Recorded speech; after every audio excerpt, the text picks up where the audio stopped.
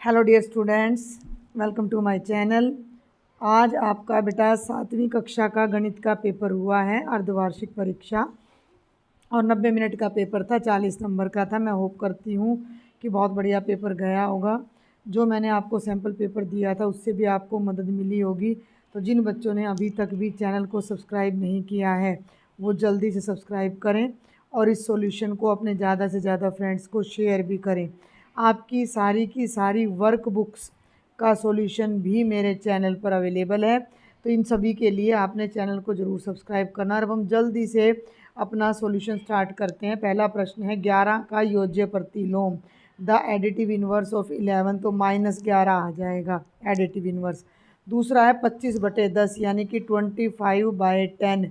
जब भी किसी नंबर को 10 से डिवाइड करते हैं तो एक दशमलव के बाद एक ही अंक आता है, तो यहाँ पर हम दशमलव लगा देंगे यानी 2.5 आ जाएगा। तो सही उत्तर है ए। अब आ जाओ तीसरे प्रश्न पर। 4m घटा 7 बराबर है 5 में m का मान, द वैल्यू ऑफ m। तो देखो 4m - 7 = 5। इस 7 को राइट साइड में ले जाओ तो ये आ जाएगा 4m बराबर है 5 + 7 यानी कि 4m बराबर है 12। अब दोनों तरफ अगले स्टेप में 4 से भाग कर दो, तो 4 से 4 कट गया, ये तो आ गया m, और इसको काटोगे 4 × 3 = 12, तो m की वैल्यू कितनी आ जाएगी 3। तो सही उत्तर है ऑप्शन सी। आगे चलते हैं प्रश्न संख्या 4 पर। 250 का 15%, फाइंड 15% ऑफ 250। तो 250 का 15% का मतलब है 250 का या ऑफ की जगह गुणा 15%, हटाकर 100, 0 से 0 कट गई, 5 दूनी 10 और 5 तिये 15, 25 की और 3 की गुणा कर दो, 75/2 आ जाएगा। और 75 को 2 से भाग करोगे तो ये आपका 37.5 आ जाएगा, जो कि ऑप्शन सी है। अब हम चौथे पर चलते हैं। 1 2 3 4 5 का अंक गणितीय माध्य क्या है? What is the arithmetic mean of 1 2 3 4 5। तो माध्य निकालने के लिए, मीन निकालने के लिए क्या करते हैं, इन सभी को जोड़ दो और जितने हैं उनसे भाग कर दो। ये गिनती में 5 है, इन सभी को जोड़ोगे तो 15 आएगा। 2 और 1 3 और 3 4 4 10 और 5 15/5। 5 से 15 को काटो, 3 आ जाएगा। तो आपका करेक्ट आंसर ऑप्शन डी हो जाएगा। अब प्रश्न संख्या 6 से 7 तक में आपने सत्य असत्य यानी ट्रू फॉल्स बताना है। तो छठा देखो, 154 इज सप्लीमेंट्री एंगल ऑफ 154। 154 का संपूरक कोण है 154 है, बिल्कुल गलत है, असत्य है, फॉल्स है। संपूरक कोण निकालने के लिए 180 में से 154 को घटाएंगे तो 26 डिग्री आना था, तो ये गलत है। सातवां, बहुलक सदैव आंकड़ों में से एक संख्या होती है, mod is always one of the values. तो ये ट्रू है, ट्रू बोलूँ या हिंदी में कहूँ तो ये सत्य है। अब चलते हैं प्रश्न संख्या 8 पर। 9 और 10 इनमें खाली स्थान भरना है। 20 भाग में क्या करें कि -2 आ जाए। तो मान लो 20 को x से भाग कर दें तो -2 आ गया, ये बन गया 20/x बराबर है -2। x को राइट में ले जाओ तो ये हो जाएगा 20 बराबर है -2 गुणा x। अब दोनों तरफ -2 से भाग कर दो तो इससे ये कट गया, 2 ढाई 20 और -10, यानी कि यहाँ पर आपने क्या लिखना है, -10 लिखना है।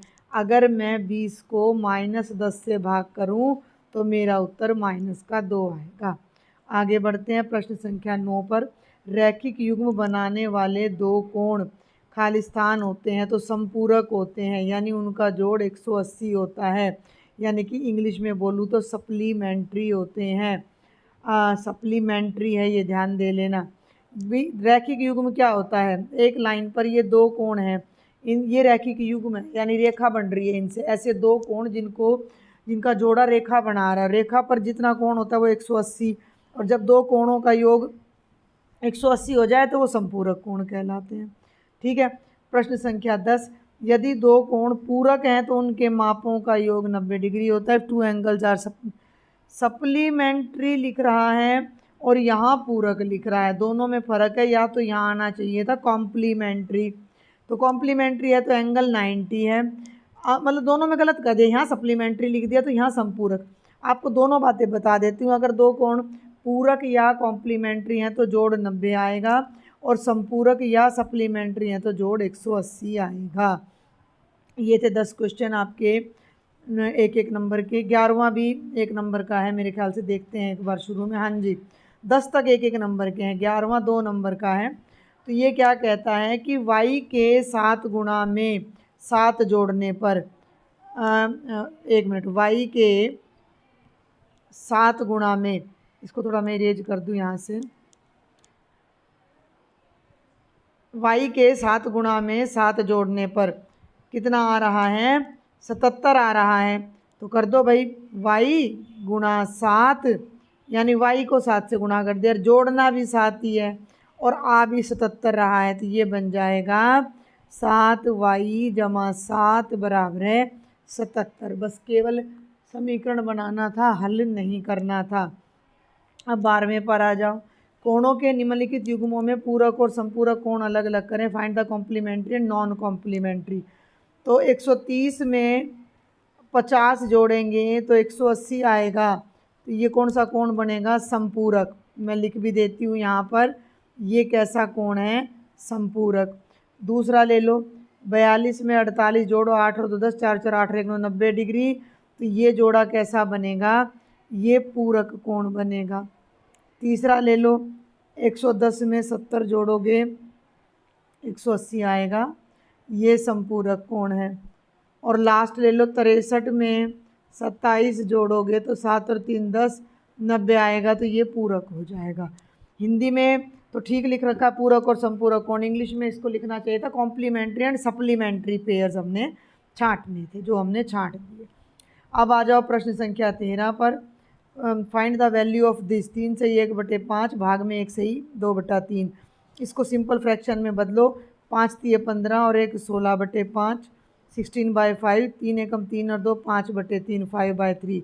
जब भी हम डिवाइड करते हैं तो पहली संख्या यूँ की यूँ, भाग को गुणा में बदल दो और बाद वाले को उल्टा कर दो। तो अब ये कटेगा नहीं, तो ऊपर 16 की 3 से गुणा करो, 16 3 48 और 5 5 25, ये उत्तर आ जाएगा हमारा। अब आ जाओ प्रश्न संख्या 14 पर। 500 किलोग्राम का 75% कितना है, व्हाट विल बी 75% ऑफ 500 लिख लो, या 500 का 75% लिख लो, दोनों का एक ही तरीका है। 75/100 गुणा 500, 2 जीरो से 2 जीरो कट गए, 75 को 5 से गुणा करो, 5 5 25 हासिल पाई 2, 5 7 35 और 2 37, यानी 375 किलोग्राम हमारा आंसर आ जाएगा। बहुत ही आसान सा पेपर है, समझ आ रहा है, क्वेश्चन समझ आ रहे हैं तो आपने चैनल ज़रूर सब्सक्राइब करना है, अपने फ्रेंड्स को शेयर करना है। 15वें पर आ जाओ। एक संख्या के 8 गुणे में 2 जोड़ने पर 50 प्राप्त होता है, संख्या ज्ञात करो। Adding 2 to 8 times of A number gives 50। तो सबसे पहले आप लिखोगे माना संख्या बराबर है x। अब अकॉर्डिंग टू क्वेश्चन, हिंदी में लिखो तो प्रश्नानुसार, संख्या का 8 गुणा, यानी संख्या x को 8 से गुणा करो, 2 जोड़ दो यानी जमा का 2, तो बराबर आएगा 50। ये बन गया 8x जमा 2 बराबर 50। अब इसमें हमें संख्या निकालनी, यानी x का मान, तो इस 2 को राइट साइड में ले जाओ, तो ये 50 में से घट जाएगा। ठीक है, अब ये घट जाएगा तो ये बन जाएगा 8x बराबर 50 में से 2 गए 48। अब अगले स्टेप में दोनों तरफ हमें x का मान निकालना है, तो दोनों तरफ 8 से भाग कर दो, 8 से 8 कट गया और 8 6 48, लेफ्ट में x रह गया बराबर 6, यानी कि हमारा उत्तर 6 आएगा। भाई जब हम 6 को 8 से गुणा करेंगे तो 48 आएगा, और 48 में 2 जोड़ोगे तो आपका कितना आ जाएगा, 50 आ जाएगा। ठीक है, अब आ जाओ प्रश्न संख्या 16 पर। ये भी बेहद आसान है। 13 16 12 14 19 12 14 13 14 का माध्यक और बहुलक ज्ञात करो। ये डाटा गिवन है, मीडियन एंड मोड निकालना है। तो सबसे पहले आपने इसको बढ़ते क्रम में, यानी आरोही या अवरोही में, मैं हिंदी में लिखूंगी आरोही क्रम, इंग्लिश में ये हो जाता है असेंडिंग ऑर्डर, इंग्लिश में ये हो जाता है असेंडिंग ऑर्डर। बढ़ते क्रम में लिख लो। सबसे छोटा है 12, कितनी बार आ रहा है, 2 बार, फिर 13 भी 2 बार आ रहा है, 14 3 बार आ रहा है, 14 के बाद एक बार 16 आ रहा है और एक बार 19। पहले तो गिन लो कि ये कौन कितने नंबर है, 1 2 3 4 5 6 7 8 9, 1 2 3 4 5 6 7 8 9। अब जो बिल्कुल बीच में है, 9 में से 4 इधर छोड़ दो और 4 इधर छोड़ दो, तो जो बिल्कुल बीच में है वो तो हमारा क्या कहलाएगा, माध्यक कहलाएगा। तो माध्यक आ गया 14। और जो सबसे ज़्यादा बार आया है 14 ही 3 बार आया है, तो इस बात को लिखोगे क्योंकि 14 सबसे ज़्यादा बार आया है, इसलिए जो सबसे ज़्यादा बार आता है वो बहुलक होता है, तो बहुलक भी कितना हो जाएगा, 14। ये बिल्कुल आसान सा आपका 16वां प्रश्न था। अब चलते हैं 17वें प्रश्न पर। जूही एक वॉशिंग मशीन 13,500 रुपये में बेचती है। सौदेबाजी में उसे 20% का नुकसान हुआ। उसने इसे किस कीमत पर खरीदा था? Juhi sells a washing machine for ₹13,500. She loses 20% in the bargain. What was the price at which she bought it? अब इस क्वेश्चन में क्या पूछ रहा है भाई पेपर वाला कि ये इतने रुपए में उसने बेची है, यानी ये वॉशिंग मशीन का विक्रय मूल्य है, और ये इसका नुकसान यानी हानि प्रतिशत है, तो कितने पर खरीदी, यानी आपने वॉशिंग मशीन का क्रय मूल्य बताना है। तो इसको हम दो तरीके से कर सकते हैं, एक्स मान के भी और 100 मान के भी। अगर हम 100 मान के करेंगे तो वो कई बच्चों को आसान लगेगा, तो मैं इसको 100 मान के करवाती हूँ कि माना वॉशिंग मशीन का क्रय मूल्य, मैं इंग्लिश में साथ साथ बोल रही हूँ, let CP of washing machine is ₹100 और लॉस परसेंटेज, अरे मैंने लॉस ही लिख दिया है, वो तो कोई बात नहीं। अब या हानि प्रतिशत, तो वो हो जाएगा 20%। तो कुल हानि कितनी हुई, 100 रुपये पर 20% हानि हुई, तो 100 गुणा 20/100, यानी कितने रुपए की हानि हुई, 20 रुपये की। 100 में मशीन खरीदी, 20 रुपये का नुकसान हुआ, तो मशीन का जो विक्रय मूल्य आया 100 रुपये पर, 100 रुपये की खरीदने पर वो उसने 80 रुपये में उसको बेचनी पड़ी। अब असल में वो 13,500 में बेच रही है। तो अब हम इसे एक नियम से करते हैं कि यदि विक्रय मूल्य 80 रुपये है, तो मैं थोड़ा छोटा छोटा कर रही हूँ, क्रय मूल्य कितना है, 100 रुपये। यदि विक्रय मूल्य, मैं साथ साथ बोल रही हूँ तो अपना लिख लेना, 1 रुपया है तो क्रय मूल्य हो जाएगा 100/80। और यदि विक्रय मूल्य 13,500 रुपये है तो क्रय मूल्य हो जाएगा 100/80 गुणा 13,500। 0 से 0 कट जाएगी, 4 दूनी 8 और 4 दूनी 8 और 4 पंजे 20, और 2 से ये कट जाएगा, 2 छिक्के 12, 2 साते 14 और 2 पंजे 10, और ये आएगा 675 गुणा 25, ये बनेगा 25 पंजे 125। और मैं कलर बदल लूँ, हासिल पाई 12, 25 साते 175 और 12 187 का 7, 18, 25 छिक्का 150 में जब आप 18 जोड़ोगे तो 8, 16,875 रुपये इसका क्या था, क्रय मूल्य था। यानी उसने असल में 16,875 में मशीन खरीदी थी और 20% का नुकसान उठाकर बेची। मैं एक बार इसको फिर से रिपीट कर दूं कि माना 100 रुपये में मशीन खरीदी, 20% हानि का मतलब कुल 20 रुपये का नुकसान हुआ 100 पर, तो फिर उसने वो 100 वाली मशीन 80 में बेच दी। लेकिन एक्चुअल में क्वेश्चन ये नहीं था, एक्चुअल में था 13,500 का।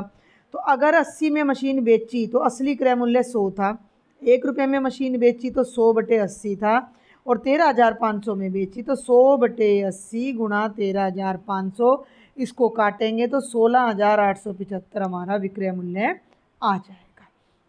अब चलते हैं प्रश्न संख्या 18 पर। यह भी कोई ज़्यादा मुश्किल नहीं है। 56,000 रुपये पर 2 वर्ष बाद किस दर से 280 रुपये साधारण ब्याज दे होगा, यानी 280 रुपये साधारण ब्याज है। एट वट रेट, यानी रेट ऑफ इंटरेस्ट हमने निकालना है। विल सिंपल इंटरेस्ट ऑफ ₹280, यानी सिंपल इंटरेस्ट 280 है, बी पे एबल ऑन ₹56,000, ये प्रिंसिपल है, आफ्टर 2 ईयर्स, 2 साल के बाद। तो आप लिखेंगे मूलधन, और इंग्लिश में बोलते हैं प्रिंसिपल, यानी पी 56,000 रुपये, ठीक है। समय यानी कि टाइम, 2 वर्ष। और रेट ऑफ इंटरेस्ट यानी दर पता नहीं है कितनी है, तो 8% मान ली हमने। और साधारण ब्याज इंग्लिश में बोलते हैं सिंपल इंटरेस्ट, 280 रुपये है। तो दर कैसे निकलेगी? तो दर का डायरेक्ट फॉर्मूला होता है साधारण ब्याज गुणा 100 बटे मूलधन गुणा समय। ठीक है, मैंने इंग्लिश में लिख दिया, हिंदी में बोल दिया है। तो दर आ जाएगी, साधारण ब्याज है 280 गुणा 100 बटे प्रिंसिपल यानी मूलधन है 56,000 और समय है 2। बहुत आसान है, 3 जीरो हैं, 2 जीरो इन 2 जीरो से कटेंगे और 1 जीरो इससे। और 28 दूनी 56 होता है, तो 28 से कम 28, 28 दूनी 56, ऊपर 1 रह गया और नीचे 2 दूनी 4। तो ब्याज की दर हो गई 1/4%। दशमलव में बदलोगे तो 0.25% आ जाएगी। और अब जल्दी से लास्ट क्वेश्चन देखेंगे पेपर का, ये भी बेहद आसान है। 6 अलग अलग कक्षाओं में बच्चों की संख्याएं नीचे दी गई हैं। Bar graph represent the data by bar graph, Hindi में दंड आलेख बोलते हैं, वैसे बार ग्राफ नहीं बोलते हैं। तो एक बार नोट कर लो, कक्षा है 5वीं 6ठी 7वीं 8वीं 9वीं और 10वीं, ताकि मैं इसको थोड़ा हाइड कर दूं। और ये उनमें पढ़ने वाले बच्चे हैं। पहले भी इस तरह के प्रश्न आए हैं, तो आपको क्या करना था, आपको ऐसे एक स्ट्रेट लाइन ड्रॉ करनी थी और एक स्ट्रेट लाइन फुटे से ऐसे करनी थी। ठीक है, थोड़ा मैं यहाँ सीधा कर दूँ, सीधी लाइन थोड़ी मुश्किल हो जाती, इसीलिए मैंने एरो को यूज किया था। एक बार दोबारा मैं एरो से अच्छी तरह से स्ट्रेट लाइन यहाँ बना देती हूँ। यहाँ पर नीचे आप दिखाओगे बच्चों की संख्या, नहीं, यहाँ आप दिखाओगे बच्चों की क्लास, सॉरी कक्षा दिखाओगे, क्लास। ठीक है, तो कक्षा अपनी 5वीं से शुरू है, तो बराबर इंटरवल पर लेना, 5वीं 6ठी 7वीं 8वीं 9वीं और 10वीं। 5वीं 6ठी 7वीं कक्षा है ये ठीक है, 8वीं 9वीं और 10वीं, ये कक्षा लिखा हुआ, जगह कम है यहाँ मेरे पास। और अब ना कम से कम आपका ये 90 से शुरू होकर 135 तक जा रहा है, तो आप 10-10 के अंतराल पे ले लो, 10 20 30 40 50 60 70 80 90 100 110 120 130 और 140। तो ये हो गया 10, इनके बीच में 5-5 चलेगा। यहाँ विद्यार्थियों की संख्या लिख देना, थोड़ी जगह की दिक्कत रहेगी मुझे। 50 60 70 80 90 100 110 120 और 130 और ऊपर वाला 140 है। इसको थोड़ा सीधा कर देते हैं। अब मैं अलग कलर ले लेती हूँ, जिससे मैं आपको बार ग्राफ बनाकर दिखाऊंगी। 5वीं में 135 बच्चे हैं, तो ये 130 और 140 के बीच में यहाँ 135 आएगा। एक लाइन यहाँ से और एक लाइन यहाँ से आप बिल्कुल ऐसे सीधी लगाएंगे और एक यहाँ से 135 तक, और ऊपर जाकर दोनों को आपने देख लो, ये ध्यान देना, ये 135 बीच में, 130 और 100 उसके बीच में थोड़ा सा ऊपर है, ये समझ रहे हो, ये आ गया आपका 135। 6ठी में 120 बच्चे हैं, तो ये यहाँ आपका 120 है, ये निशान देख लो। तो यहाँ तक अब आपने क्या करना है कि 6ठी के दोनों तरफ बराबर गैप देते हुए, यहाँ तक था आपका 120 तक ऐसे 2 डंडे बराबर ले जाने हैं और उनको ऊपर जाकर मिला देना है। इन सभी बार में गैप बिल्कुल इक्वल होना चाहिए। जो ऐप मैं यूज़ कर रही हूँ इसमें स्ट्रेट लाइन नहीं है फ़िलहाल मेरे पास। ठीक है, अब ले लेते हैं 7वीं में है 95 बच्चे। 95 कहाँ है भाई, ये 90 और 100 के बीच में यहाँ 95 आएगा, यहाँ। ठीक है, समझ गए, आपको ये मार्क करना पड़ेगा, कोई यहाँ आ रहा है 95, तो 7वीं के इधर भी और इधर भी मार्क करोगे और इसको आप ले जाओगे 95 तक। ठीक है, क्लियर हो गया। अब 8वीं में है 100, तो 100 ये रहा, 95 से थोड़ा सा ऊपर ही यहाँ पर 100 है, ये निशान ऊपर वाला नहीं दिखना चाहिए। तो अब 8वीं के इधर से आप 100 तक ले जाओगे और इधर भी 100, टेढ़ा नहीं जाना चाहिए, मेरे टेढ़े जा रहे हैं क्योंकि मेरे पास अभी यहाँ स्केल नहीं है। बिल्कुल ऐसे सीधा बार आना चाहिए 100 तक, 100 तक जाना चाहिए, फिर 90 तक जाना चाहिए। तो 9वीं का आप 90 तक ऐसे लाइन खींच दोगे और फिर 10वीं का 80 तक। और ये बिल्कुल मैं बार बार टिप्स आपको बता दूं, ये सब सीधे होने चाहिए, इनके बीच में इक्वल गैप होना चाहिए। तो ये आपका बार ग्राफ है। तो ये था आपका कंप्लीट सॉल्यूशन 7th क्लास का। पसंद आए शेयर ज़रूर करें और चैनल को सब्सक्राइब ज़रूर करें। और आगे भी आपकी सभी वर्कबुक के सॉल्यूशंस और पेपर के सॉल्यूशंस मैं कराती रहूँगी। कोई डाउट है तो टेलीग्राम पर आप शेयर कर सकते हो। Thank you.